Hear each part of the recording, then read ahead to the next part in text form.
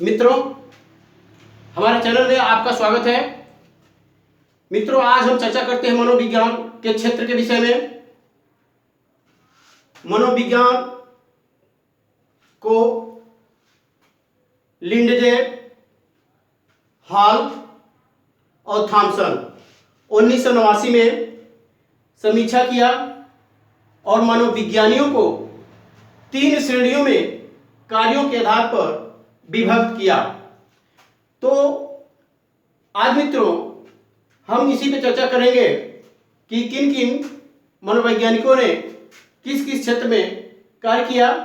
तो सबसे पहले हम बात करते हैं, कुछ मनोवैज्ञानिक ऐसे थे जिनको कार्यों के आधार पर विभक्त किया गया, 3 श्रेणियों में विभक्त किया गया।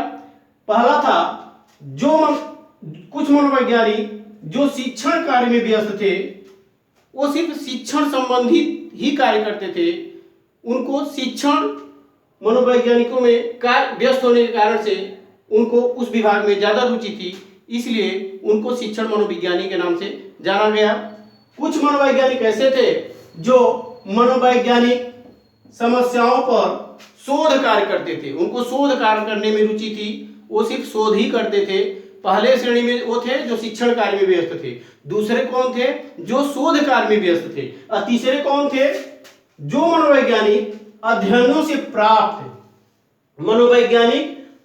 से प्राप्त तथ्यों के आधार पर कौशलों एवं तकनीकी का उपयोग वास्तविक परिस्थितियों में करते थे। निष्कर्ष के रूप में हम ये कह सकते हैं कि जो भी हम मनोवैज्ञानिकों ने श्रेणियों में विभक्त किया, उसमें पहला था शिक्षण, दूसरा शोध और तीसरा उपयोग। अब आते हैं मनोविज्ञान के क्षेत्र के विषय में। तो मनोविज्ञान का जब क्षेत्र के विषय में हम आएंगे तो यहाँ शिक्षण के संबंध में आएंगे, यानी शिक्षा के क्षेत्र में शिक्षण संबंधी कार्यों के क्षेत्र में किन किन भागों में या किन किन क्षेत्रों में शिक्षण में मनोविज्ञान का क्षेत्र है। तो सबसे पहले बात करते हैं व्यक्तित्व का मनोविज्ञान। पहला शाखा है व्यक्तित्व का मनोविज्ञान। व्यक्तित्व क्या है? व्यक्तित्व व्यक्ति के शारीरिक और मानसिक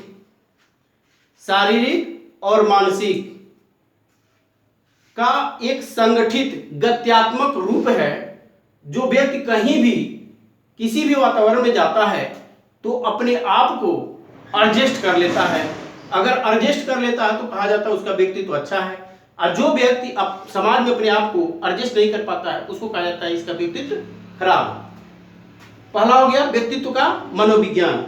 अब मित्रों दूसरा आता है जीवन अवधि विकासात्मक मनोविज्ञान। जीवन अवधि विकासात्मक मनोविज्ञान, इसी का पुराना नाम विकासात्मक मनोविज्ञान है, लेकिन अब जो यूपीटेट सीटेट के दृष्टिकोण से जो बाल विकास मनोविज्ञान का आपका पैटर्न है, तो जो विकासात्मक मनोविज्ञान में जो पढ़ाया जाता है या बताया जाता है, जो अध्ययन किया जाता है, वही बाल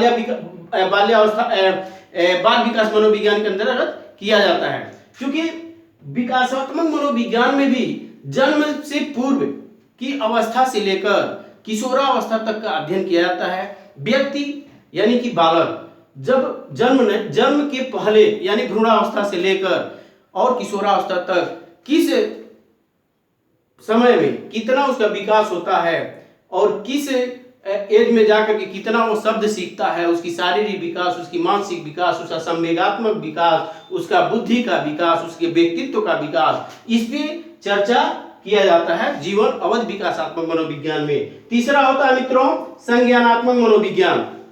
संज्ञानात्मक मनोविज्ञान यानी कि हम किसी व्यक्ति को किस तरह से कोई बात समझाएं कि उसके कॉग्निटिव मैप में एकदम सरल तरीके से बैठ जाए और वह व्यक्ति अध्ययन कर सके, लर्न कर सके, जो हम कहने जा रहे हैं या जो हम समझा रहे हैं अगला व्यक्ति आसानी से समझ जाए और उसको अभिव्यक्ति भी कर ले।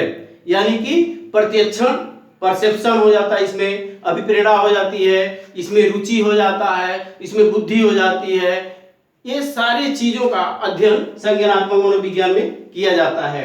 अब नेक्स्ट है मानव प्रयोगात्मक मनोविज्ञान। चूंकि मनोविज्ञान में मानसिक प्रक्रियाओं के द्वारा घटित व्यवहारों का अध्ययन किया जाता है, तो मनुष्य किस तरह से किसी परिस्थिति में व्यवहार करता है, इसका अध्ययन मनोविज्ञान के क्षेत्र में आता है। तो समाज में मनुष्य रहता है, एक दूसरे से अंतःक्रिया करता है, उसकी जो भी आवश्यकताएं होती हैं उसको पूरा समाज के माध्यम से ही पूरा करता है। मनोवैज्ञानिकों ने मानव को एक सामाजिक पशु कहा है। सामाजिक पशु यानी समाज में रहना है, समाज के नियमों, समाज के आदर्शों, समाज के रीति रिवाजों, समाज के परंपराओं के हिसाब से व्यक्ति को काम करना है। इसका अध्ययन मानव प्रयोगात्मक मनोविज्ञान में किया जाता है। नेक्स्ट आता है पशु प्रयोगात्मक मनोविज्ञान।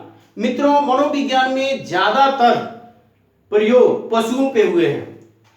क्योंकि पशुओं का जो उम्र होता है लघु काल के लिए होता है, कम समय के लिए होता है। अब कुछ ऐसे प्रयोग होते हैं वो पशुओं पे ही किए जा सकते हैं, मनुष्य पे नहीं किया जा सकता। तो मनोवैज्ञानिकों ने क्या किया, पशुओं पे अध्ययन करके और उसका हस्तांतरण मनुष्यों पे कर दिया। तो पशुओं पे अध्ययन करने के बाद मनुष्यों पे उसका प्रहसन कर दिया जाता है। यह हो गया पशु प्रयोगात्मक मनोविज्ञान। नेक्स्ट है मित्रों दैहिक या न्यूरोसाइंस मनोविज्ञान।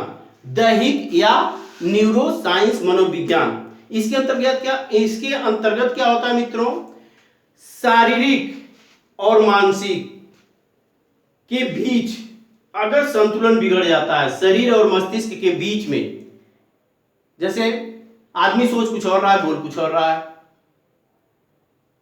तो जब सोचेगा कुछ और बोलेगा कुछ और, तो मानसिक संतुलन डिस्टर्ब हो जाएगा, तो उसका व्यवहार प्रभावित होगा। तो इसमें बताया गया है दैहिक और न्यूरोसाइंस मनोविज्ञान में कि व्यक्ति अगर सोच कुछ और रहा है, बोल कुछ और रहा है, तो उसको औषधियों के माध्यम से उसको ठीक किया जा सकता है।